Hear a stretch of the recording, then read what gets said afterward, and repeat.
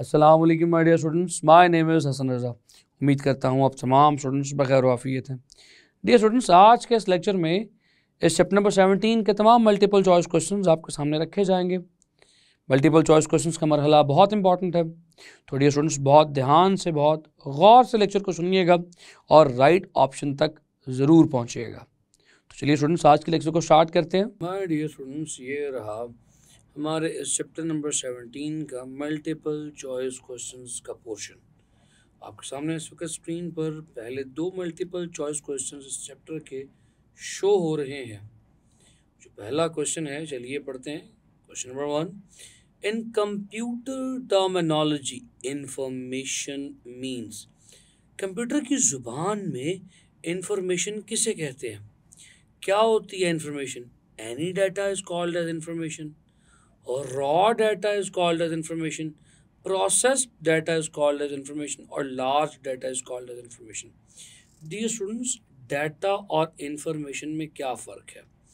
जब हम बात करते हैं data की, तो data could be any data। वो बिल्कुल मिक्सड अप भी हो सकता है, रॉ फॉर्म में भी हो सकता है, यानी मिक्स हुआ हुआ है, कोई सॉर्ट नहीं हुआ हुआ, उस पर कोई प्रोसेसिंग नहीं हुई हुई, को फाइनल यूज़फुल फॉर्म में उस डाटा को कन्वर्ट नहीं किया गया। लेकिन डियर स्टूडेंट्स, अगर आप उसी डाटा पे कुछ प्रोसेस करके उसे फाइनल प्रोडक्ट में तैयार कर दें, तो वो डाटा इंफॉर्मेशन बन जाता है। सो डियर स्टूडेंट्स, इंफॉर्मेशन और डाटा में यही फ़र्क है। Data is not sorted out. उस डाटा से आप कुछ इंफॉर्मेशन हासिल नहीं कर सकते। जबकि चलिए इसकी एक एग्जांपल देख लेते हैं। कहीं पर लिखा हो बी डी सी ए, ये चंद अल्फ़ाबेट्स मैंने आपके सामने लिखे हैं। ये alphabets could be the data. अगर मैं इसे प्रोसेस करूं, इसे अरेंज कर दूं, तो लिख सकता हूं ए बी सी डी। तो मैंने माय डियर स्टूडेंट्स इस रॉ फॉर्म वाले डाटा को अरेंज करके एक प्रोसेस्ड इंफॉर्मेशन बना ली। ए बी सी डी लिखी हुई है ये माय डियर स्टूडेंट्स। तो याद रखिएगा, इन computer terminology information means the processed data. चलिए माय डियर स्टूडेंट्स, इस चैप्टर के next multiple choice question number 2 पर चलते हैं। Which is the most suitable mean of reliable continuous communication between the orbiting satellite and Earth। Orbiting satellite और अर्थ के दरमियान सबसे बेहतरीन और सूटेबल मोड ऑफ कम्युनिकेशन क्या है? डियर स्टूडेंट्स, अब यहाँ पर एक चीज़ जो आपको सीखनी चाहिए, बहुत ज़रूरी है, वो ये है, if this is our planet earth, तो इस प्लानट अर्थ से काफ़ी किलोमीटर्स अबव, बहुत ऊपर सैटेलाइट इसे ऑर्बिट करती है। डियर स्टूडेंट्स, हम सैटेलाइट को अपना इंफॉर्मेशन अर्थ से ट्रांसफ़र करते हैं थ्रू सम वेव्स। वो सैटेलाइट पर जाती है और सैटेलाइट से फिर जहाँ ट्रांसफ़र होनी होती है दुनिया के उस कोने में भेज दी जाती है।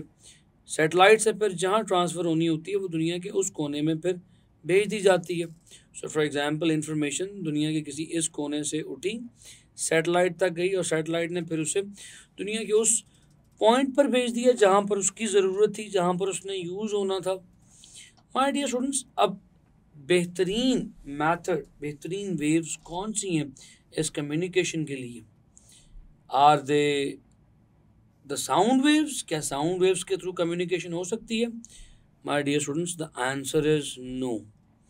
साउंड वेव्स के थ्रू कम्युनिकेशन नहीं हो सकती। क्यों नहीं हो सकती डियर स्टूडेंट्स? साउंड वेव्स की वजह से कम्युनिकेशन इसलिए नहीं हो सकती क्योंकि हमने इस बुक के स्टार्ट में सेकंड चैप्टर में पढ़ा था कि sound waves are the mechanical waves, they need medium for their propagation.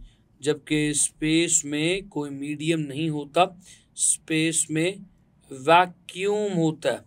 So in that vacuum sound can not propagate. तो माय डियर स्टूडेंट्स साउंड वाली ऑप्शन तो स्ट्रेट अवे कैंसिल हो गई। अब माइक्रोवेव भी लाइट ही की एक किस्म है, रेडियो वेव्स भी लाइट की एक किस्म है, और डी ऑप्शन में एनी लाइट वेव लिखा हुआ है।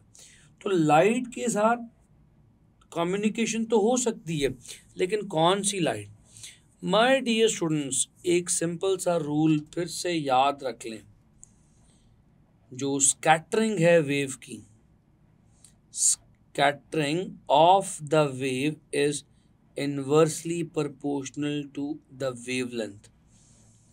My dear students, जितनी smaller wavelength होगी उसकी scattering उतनी ज़्यादा होगी।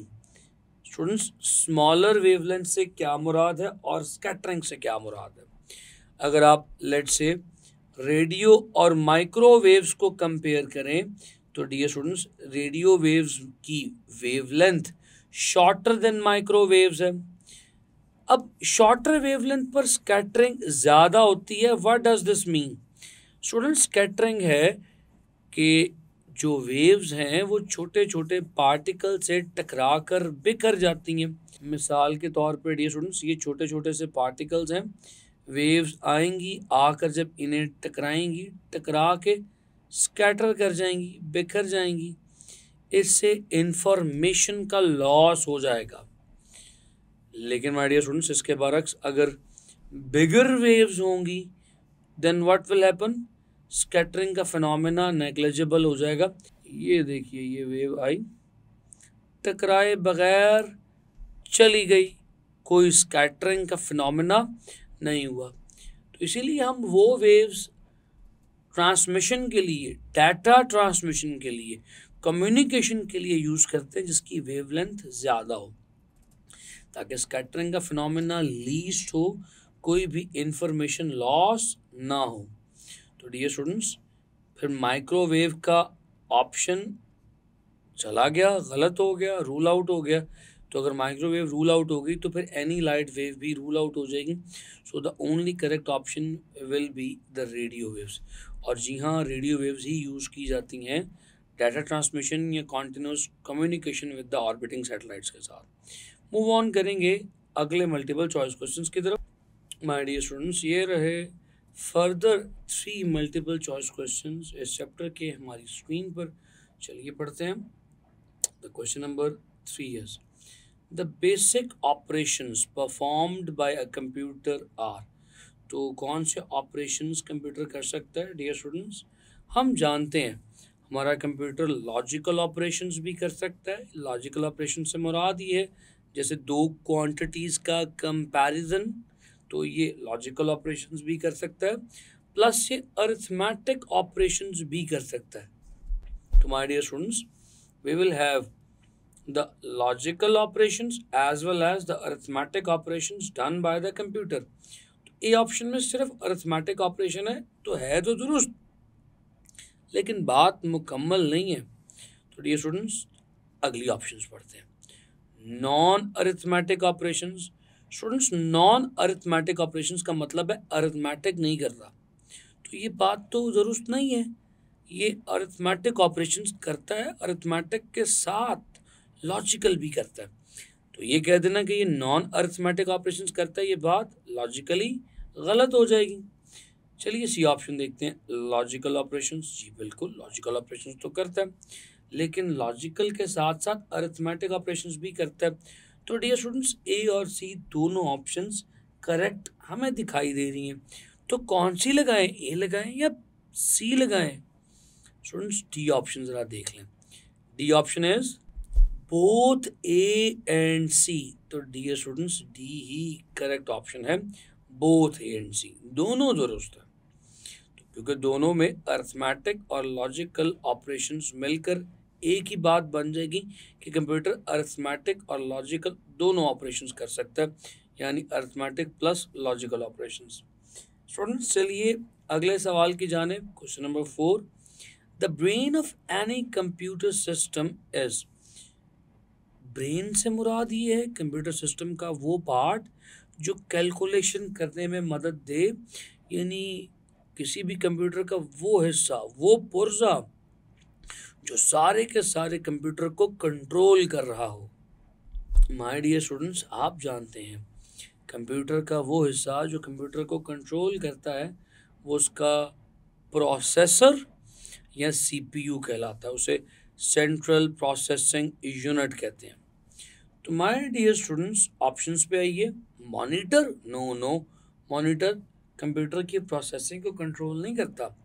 मॉनिटर तो एक आउटपुट डिवाइस है जो स्क्रीन पर चीज़ों को शो करता है। Memory, no my dear students, memory brain नहीं है। माय डियर स्टूडेंट्स, मेमोरी का काम सिर्फ डाटा को स्टोर करना है ताकि दोबारा इस्तेमाल हो सके। माय डियर स्टूडेंट्स, उसके बाद है सीपीयू और कंट्रोल यूनिट।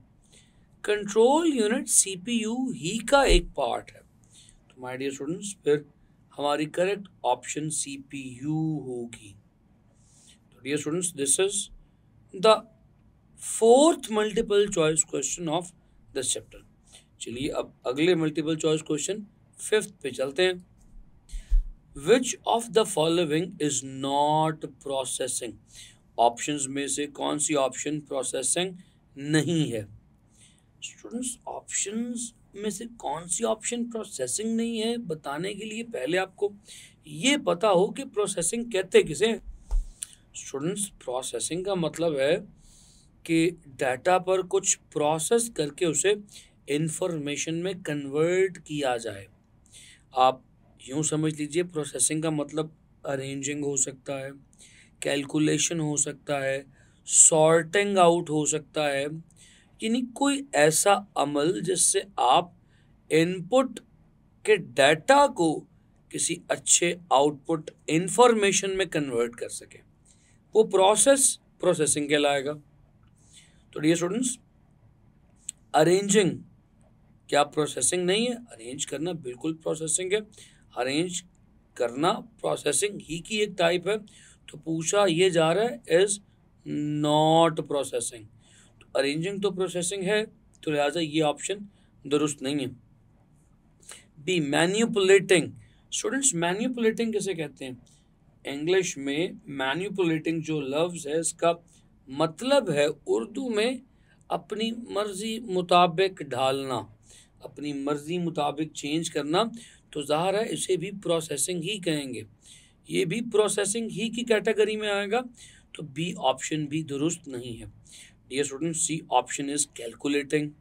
कैलकुलेट करना भी प्रोसेसिंग ही है। तो लिहाजा पूछा ये जा रहा था कि विच इज़ नॉट प्रोसेसिंग, तो कैलकुलेटिंग भी रूल आउट हो गया क्योंकि ये भी प्रोसेसिंग ही है। Dear students, gathering. गैदरिंग किसे कहते हैं? गैदरिंग कहते हैं इंफॉर्मेशन इकट्ठी करना।